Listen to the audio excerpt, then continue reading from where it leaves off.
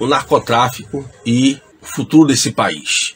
Eu vou tomar aqui alguns pontos num traçado histórico para que vocês possam entender melhor o nosso contexto, e vamos depois abordar aspectos mais ligados ao nosso momento atual. Eu sempre disse, há muitos anos atrás, em cursos dos mais diversos, cursos para polícia, cursos de direito, palestras, o tráfico de drogas é uma guerra química. É preciso entender isso. Bom, essa tese não é minha. Eu não estou aqui concorrendo a nenhum prêmio Nobel de literatura.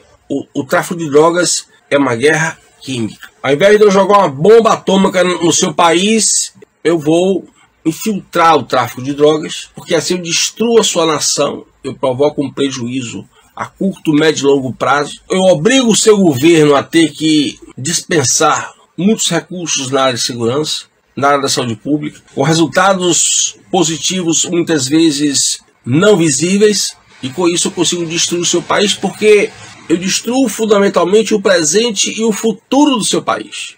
É preciso entender isso. A sua visão vai se aclarar e você vai compreender muitas outras coisas. E quando isso começou? Isso começou exatamente numa parceria, digamos assim, entre Stalin e Mao Tse-tung. Os caras perceberam, há 50 anos atrás, 60 anos atrás, que para destruir a sociedade, a tal da sociedade capitalista, burguesa, opressora, aquela coisa toda, era muito mais interessante para eles utilizarem essa guerra química chamada droga. Muito bem. Daí porque, na época, a União Soviética, ela vai implantar dois polos que vão se tornar estratégicos na expansão não só do tráfico de drogas na América Latina, mas no tráfico de drogas na e para a América do Norte, particularmente os Estados Unidos da América. Esses dois polos, que eu estou chamando aqui, dois polos, são exatamente Cuba e as Farc. Todo o tráfico de droga da América Latina foi criado e estruturado pelos serviços secretos da Rússia e da China. Todo. Logo, os Estados Unidos, lá pelos anos 70, vão tentar tirar proveito desse tráfico de drogas e começaram a, digamos, importar principalmente maconha para o Vietnã. Estavam lá os soldados do Vietnã, guerra no Vietnã. E a maconha era utilizada como uma espécie de sedativo, uma forma de compensar os traumas imediatos gerados pelo combate. Dessa forma, lá, os países dos Andes, Colômbia, Venezuela, Peru, Bolívia, particularmente Venezuela e Colômbia, começaram a produzir quantidades cada vez maiores de drogas e principalmente a maconha, e isso era transferido para a Guerra do Vietnã. Até que a Guerra do Vietnã acabou.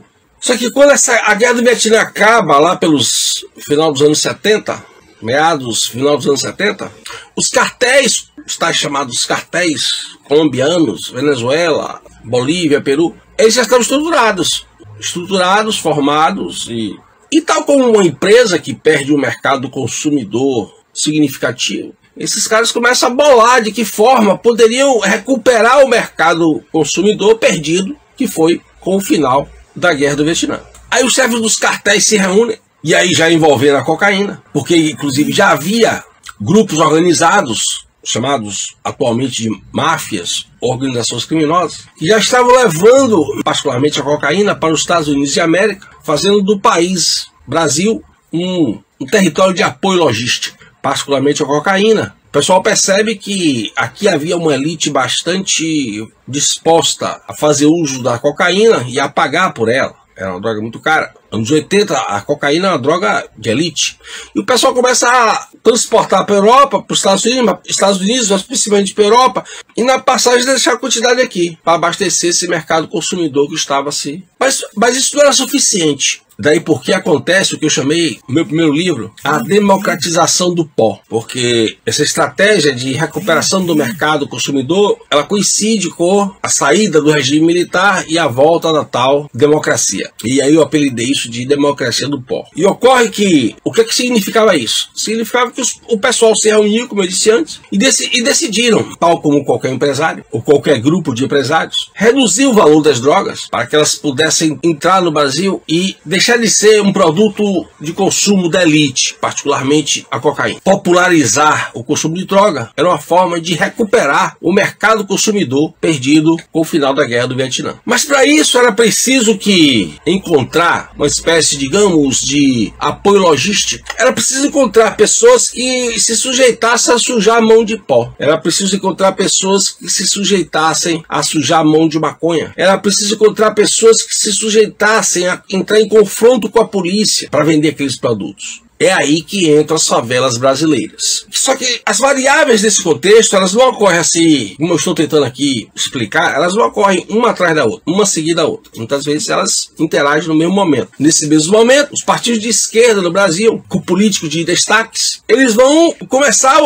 a usar a mesma estratégia de Stalin e Mao Tse-tung. São eles que vão, ao chegar ao poder, através das novas eleições da tal democracia, vão fazer de tudo para facilitar o tráfico de drogas. E nesse sentido, Rio de Janeiro e São Paulo, e particularmente Rio de Janeiro, é que ganham destaque. Isso serve para você entender por que o Rio de Janeiro é uma cidade, um estado, uma região tão atacada por esse problema. Logo, logo, essa liberação de drogas, ela vai estar ligada ao quê? Ao financiamento político, ao financiamento de políticas eleitoreiras. Mas também logo em seguida, outros partidos que não são declaradamente de esquerda, às vezes até se pronunciam como de direita, também os seus respectivos representantes vão deixar se contaminar por essa forma de financiamento político. Então, algo que era ligado mais à esquerda, por uma questão ideológica, por uma questão de bandeira política, vamos destruir a sociedade burguesa, etc, etc, vai fazer parte também da tal direita, digamos assim, centro-esquerda, como você quiser. É diante dessas características, é por conta delas, que nós vamos chegar a ter o Brasil que nós temos hoje. O destaque para esta ou aquela cidade, estado, região, mas esses são os elementos básicos, fundamentais, que deram origem ao Brasil que nós temos hoje.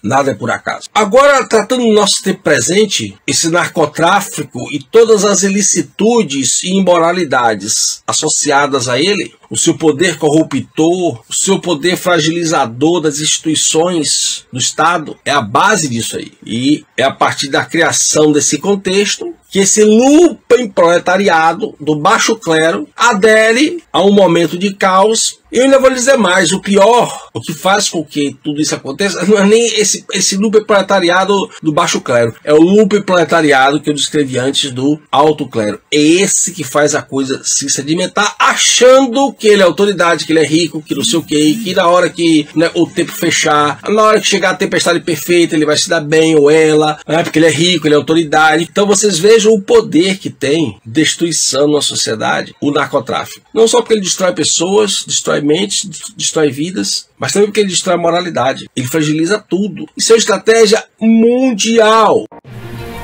Centro de Estudos Professor Oswaldo Bastos. Projeto Educação, Ensino e Cultura.